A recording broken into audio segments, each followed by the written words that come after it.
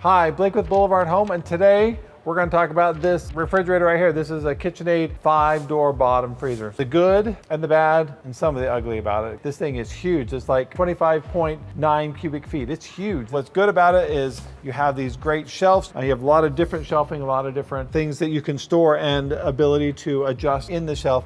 Now you have these great knurled handles, which I really like. I really like these handles. They're really industrial feeling. And you have the same type of handles right down here for your drawers. You have these nice knurled handles right here that you can pull out that are really nice. Some of the bad for me, and this is just a pet peeve for me personally, is we have gray plastic interior. I hate gray plastic interior. It makes it so dark inside, makes it look like you're almost looking into a dungeon. Has great lighting to it, but still, it makes it feel really dark in there. Part of the good to it also is you do have these two drawers right here. So this drawer is adjustable as far as different temperatures. You have fish and meats and cold drinks and greens and delis and thaw on this. You can keep your food separate and keep this colder than the main refrigerator section. This drawer over here is your produce drawer if you like to keep them separated. Now, my daughter has this thing with foods touching. So we have these nice little dividers in here that you can kind of divide this out and kind of keep food from touching one another, because if you have that phobia, because my daughter's like, they can't touch.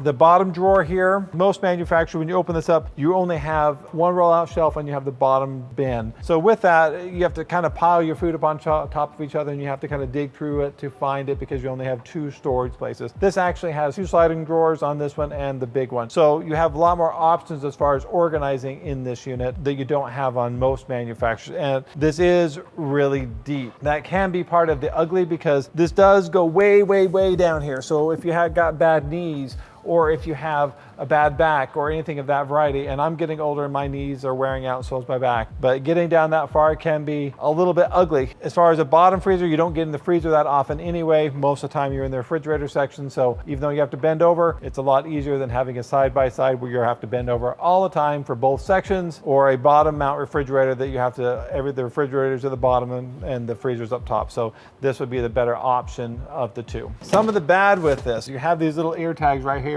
on this unit. Now, those ear tags are to cover where this comes and touches the mullion, and it covers that hole up. Well, over time, these tabs seem to want to wear off and they seem to want to tear. When that happens, you have to replace the gasket, or you have a little bit of an area where you are getting an air leak and not making this quite as efficient as you want it to be. So that's one of the bad things about this type of refrigerator. It's not knocking KitchenAid.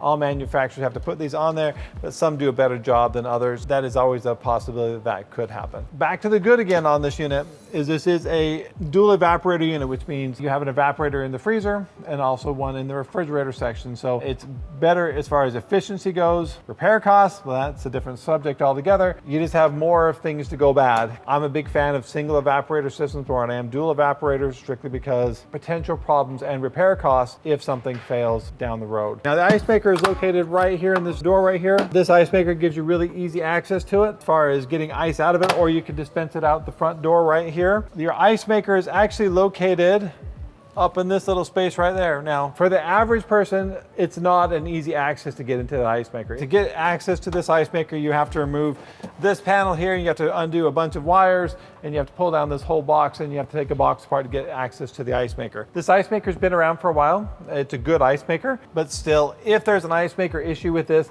it's not easy access, and it's also not a cheap ice maker to replace either. The ice maker, as far as how quickly it makes ice, well, it's not terribly fast. It is fairly slow, but it will keep up with two-person family. But if you have a big family, probably not, because it's not that quick. As far as costs on this thing, that's the really bad thing, in my opinion. For these nice looks and this nice stainless steel and all its efficiencies and everything else to go with it, $4,099 plus tax. Free delivery if you buy it from us if you're in the local area, but that's still a lot of money for this unit. If you like the KitchenAid unit and you like the look of this unit, I would not hesitate to buy this unit because it is a great unit. It's not my top tier unit as far as what I would personally buy, but this is a great product. To be honest with you, a lot of these same working parts have been in this refrigerator for a long time, so they've really worked out the quirks with it. If you're definitely looking for a KitchenAid refrigerator and you like this look and you like the industrial type look, this is something I would definitely stop in your local appliance store and take a look at. So if you have any questions or any comments, please put them below. And I hope you've enjoyed this good and bad and ugly about this KitchenAid refrigerator, and we'll see you again real soon.